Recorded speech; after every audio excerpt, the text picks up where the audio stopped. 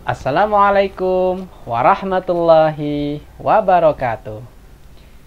Halo anak-anak, apa kabar hari ini? Semoga selalu senantiasa diberikan kesehatan oleh Allah Subhanahu wa taala ya.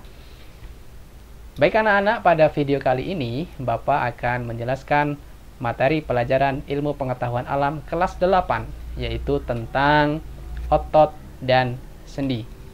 Simak videonya ya.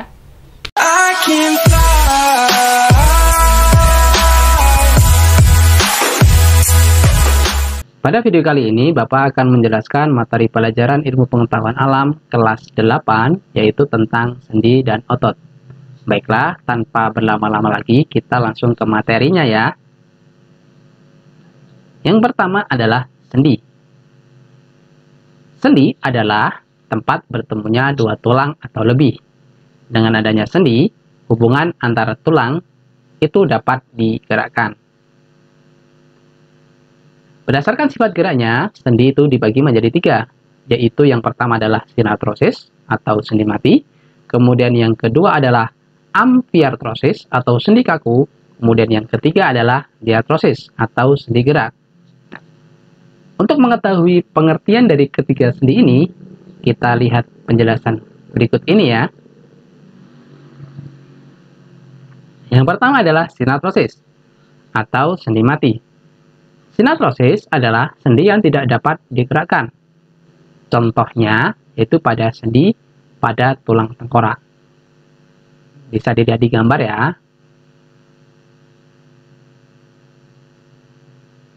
Dan selanjutnya adalah amfiartrosis atau sendi kaku. Amfiartrosis adalah sendi yang dapat digerakkan namun terbatas. Contohnya yaitu pada sendi antar ruas tulang belakang, yaitu seperti pada gambar letaknya. Oke. Dan yang ketiga adalah diartrosis atau sendi gerak. Diartrosis adalah sendi yang dapat digerakkan secara bebas. Nah, sendi gerak ini dibedakan menjadi 5. Yaitu yang pertama adalah sendi peluru, sendi engsel, sendi putar, sendi pelana, dan sendi geser. Yang pertama adalah sendi peluru.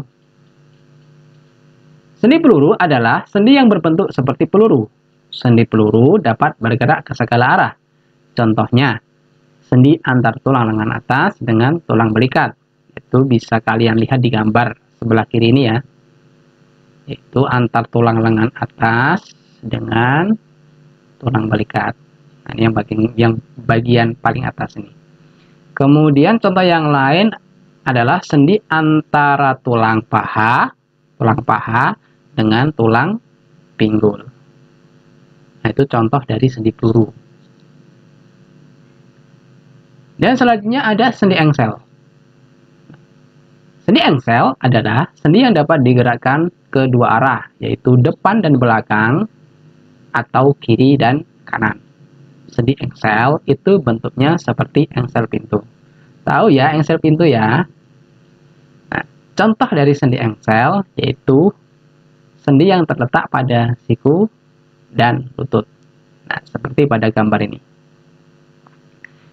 Dengan gambar ini adalah gerakan dari sendi engsel pada lutut. Selanjutnya ada sendi putar. Sendi putar yaitu sendi yang salah satu tulangnya dapat berputar pada tulang yang lain sebagai porosnya. Contohnya pada tulang leher dengan tengkorak. Nah, bisa dilihat di gambar ini ya.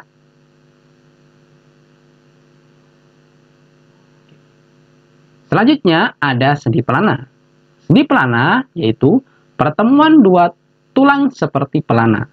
Contohnya sendi pada pergelangan tangan dengan telapak tangan.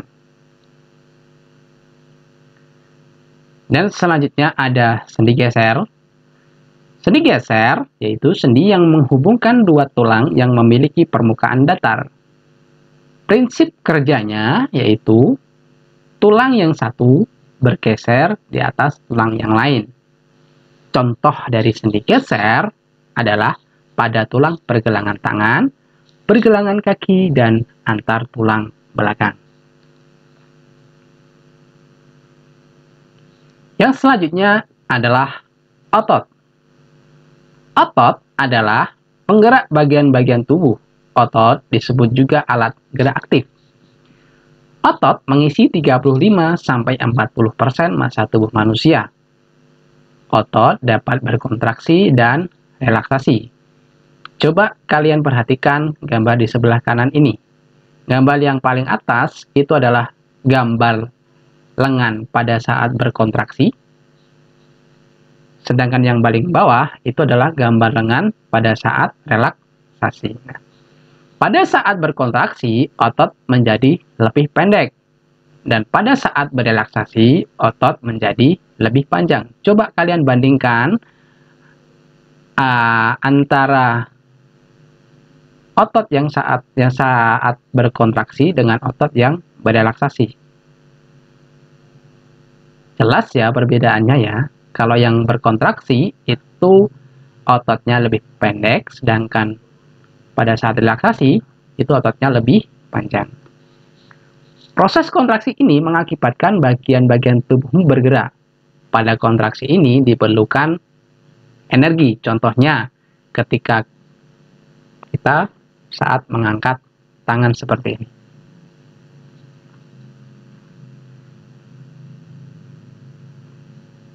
Otot itu dibagi menjadi 3, yaitu yang pertama otot polos, otot lurik, dan otot jantung. Yang pertama, otot polos. Nah, ciri-ciri dari otot polos itu berbentuk gelondong, bekerja secara tidak sadar, bekerja lambat, teratur, dan tidak cepat lelah, terdapat pada organ dalam manusia, seperti usus, paru-paru, dan otot dinding pembuluh darah. Nah, otot polos ini memiliki satu inti atau satu sel inti yang terletak di tengah.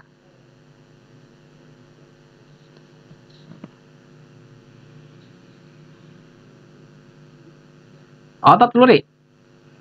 Otot lurik itu ciri-cirinya berbentuk sel panjang, tidak bercabang, ada garis melintang gelap terang atau lurik, bekerja di bawah kesadaran, melekat pada tulang. Nah, contoh dari otot lurik itu pada tangan dan kaki. Nah, otot lurik ini memiliki banyak sel di tepi. Contoh dari gambar dari otot lurik itu ada di sini, di sebelah kiri ini. Ini adalah gambar dari otot lurik. Dan selanjutnya adalah otot jantung.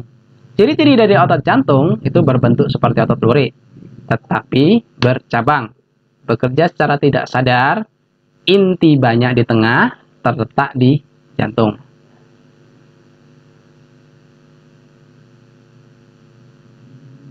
Ini adalah gambar dari otot jantung.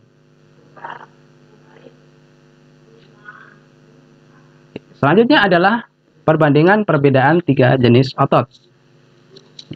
Otot polos, otot lurik, dan otot jantung. Dari segi bentuk, otot polos itu bentuknya gelondong, otot lurik itu bentuknya serabut atau silindris, otot jantung itu bentuknya serabut atau silindris bercabang.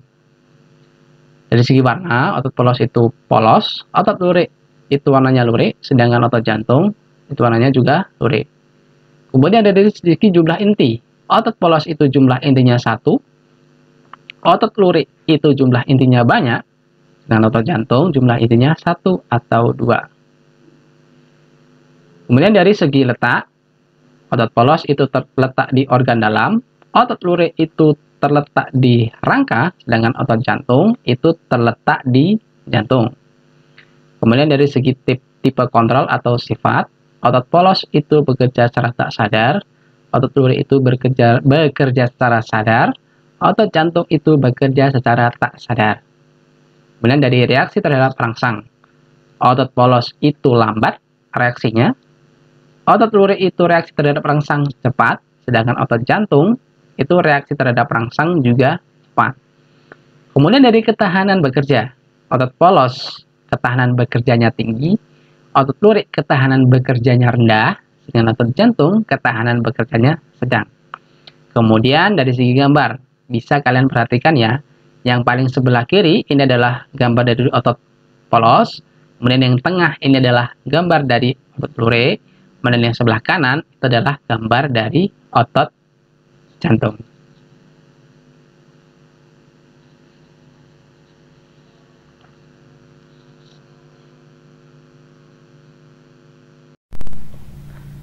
Itu tadi penjelasan materi tentang sendi dan otot.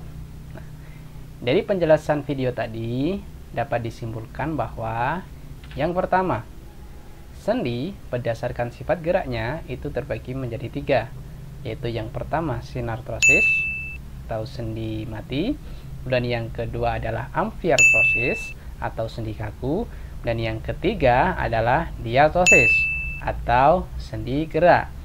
Kesimpulan yang kedua, diartrosis atau sendi gerak itu dibagi menjadi 5, yaitu yang pertama adalah sendi peluru, kemudian sendi engsel, sendi pelana, sendi geser, dan sendi putar.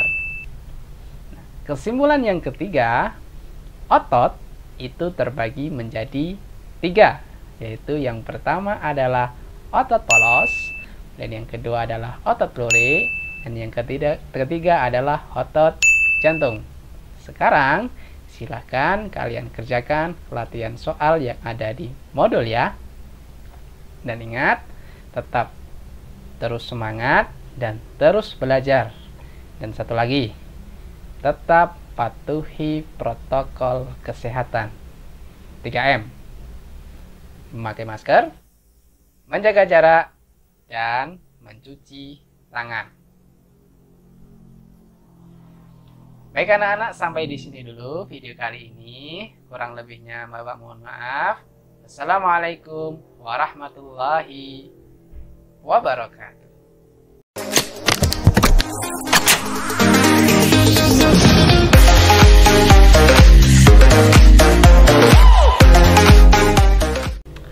Assalamualaikum warahmatullahi wabarakatuh. Apa kabar hari ini anak-anak? Semoga selalu senantiasa diberikan kesehatan oleh Allah Subhanahu wa taala ya. Nah, pada video sebelumnya Bapak sudah menjelaskan materi tentang sendi dan otot bukan? Nah, pada video kali ini Bapak akan menjelaskan materi tentang gangguan dan kelainan pada sistem gerak. Simak videonya ya.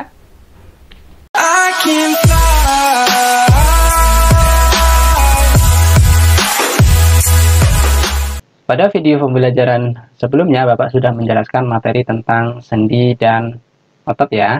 Nah, pada video kali ini, Bapak akan menjelaskan materi tentang gangguan dan kelainan pada sistem gerak. Tanpa berlama-lama lagi, kita langsung ke materinya ya. Oke. Nah, kelainan pada sistem gerak manusia yang akan kita bahas pada video kali ini yaitu ada 5. Yaitu yang pertama riketsia, kedua osteoporosis, yang ketiga ada fraktura, dan yang keempat adalah ada artritis, dan yang kelima ada lordosis, kyphosis, dan skoliosis. Yang pertama riketsia. Riketsia itu terjadi karena kekurangan vitamin D yang berfungsi membantu penyerapan kalsium dan fosfor sehingga proses pengerasan tulang terganggu. Penyakit ini terjadi pada anak-anak. Riketsia menyebabkan tulang kaki tumbuh membengkok. Bisa dilihat di gambar. Penyebab dan pencegahan dari penyakit ini, penyembuhan dan pencegahan dari penyakit ini dengan penambahan kalsium, fosfor, dan vitamin D ke dalam menu makan. Vitamin D dapat diperoleh dari makanan dan suplemen. Selanjutnya ada osteoporosis. Osteoporosis disebabkan karena kekurangan kalsium. Osteoporosis umumnya terjadi pada orang dewasa. Pada orang yang sudah tua, itu biasanya menghasilkan lebih sedikit hormon. Sehingga osteoblas sebagai pembentuk tulang itu kurang aktif. Dan massa tulang pun jadi berkurang. Tulang yang kekurangan kalsium akan menjadi rapuh dan mudah patah. Coba kalian perhatikan gambar yang ada di sebelah kanan ini. Nah, bagian gambar ini adalah penampang tulang normal. Sedangkan paling kanan ini adalah gambar penampang tulang penderita osteoporosis. Jelas perbedaannya ya, kalau yang normal ini lebih padat atau rongganya tidak terlalu besar, sedangkan penderita osteoporosis itu lubangnya terlalu besar. Ini membuktikan bahwa tulang penderita osteoporosis ini rapuh atau kekurangan kalsium. Sedangkan yang normal ini berarti kalsiumnya cukup. Selanjutnya ada fraktura atau patah tulang. Penyebab terjadinya patah tulang itu karena tulang mengalami benturan yang keras. Misalnya pada saat kecelakaan atau jatuh dari tempat yang tinggi. Patah tulang itu disebut dengan fraktura. Fraktura dapat dibedakan menjadi dua, yaitu yang pertama ada fraktura tertutup dan yang kedua ada fraktura terbuka. Fraktura tertutup itu terjadi jika tulang patah, tetapi bagian ujung yang patah tidak menembus kulit.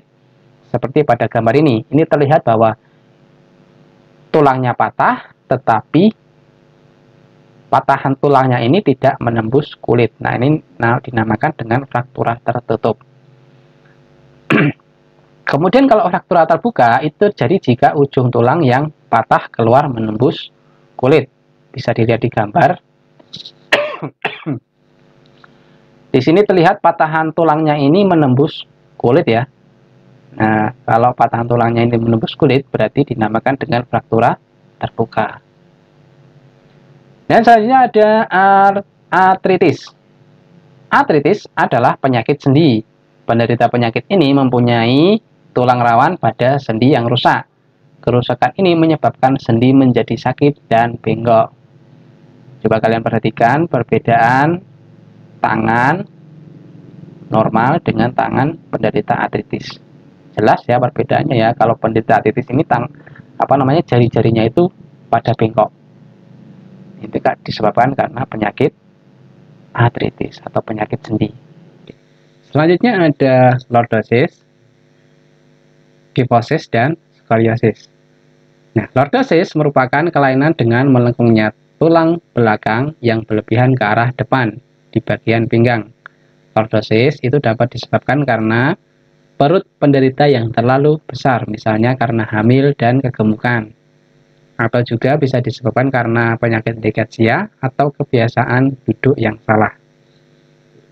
Nah, bagian gambar yang paling kanan ini adalah contoh dari penderita lordosis. Bisa dilihat bagian pinggang ini terlihat maju ke depan, sehingga seolah-olah bagian punggungnya ini ke belakang, seperti ini.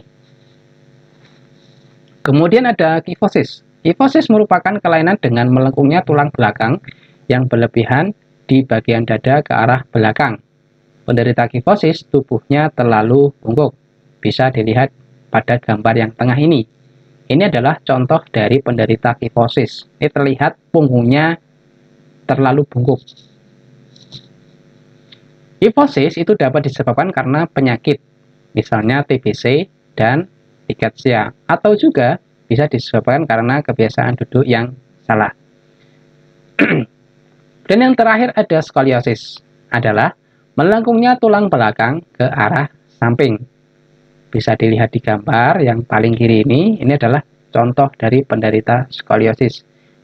Bisa dilihat ya, ini bentuk punggungnya ini berbentuk kayak bentuk S, bengkok. Skoliosis dapat disebabkan oleh penyakit polio atau kebiasaan posisi duduk yang salah. Nah, maka dari itu kepada semua siswa kelas 8, pada saat kalian duduk atau pada saat kalian belajar, diperhatikan ya posisi duduknya ya, jangan terlalu membungkuk, jangan terlalu mendangak, jangan terlalu miring. Jadi harus tegak. Agar apa? Agar terhindar dari penyakit lordosis, kyphosis, ataupun skoliosis. Nah, itu tadi penjelasan materi tentang gangguan dan kelainan pada sistem gerak. Nah, dari penjelasan tadi dapat disimpulkan bahwa gangguan dan kelainan pada sistem gerak itu diantaranya yang pertama ada riketsia, kemudian yang kedua ada osteoporosis, dan yang ketiga ada fraktura, dan yang keempat ada artritis, dan yang kelima ada lordosis, kifosis, dan skoliosis. Nah, sekarang silahkan kalian kerjakan latihan soal yang ada di modul ya. Nah, dan ingat, tetap semangat dan teruslah belajar. Dan satu lagi, tetap selalu patuhi protokol kesehatan dimanapun kamu berada, terutama pada saat kalian keluar rumah. 3M, menjaga jarak, memakai masker, dan mencuci tangan. Baik anak-anak, sampai di sini dulu video kali ini. Kurang lebihnya Bapak mohon maaf. Wabillahi taufiq wal hidayah wa ridha wal inayah. Wassalamualaikum warahmatullahi wabarakatuh.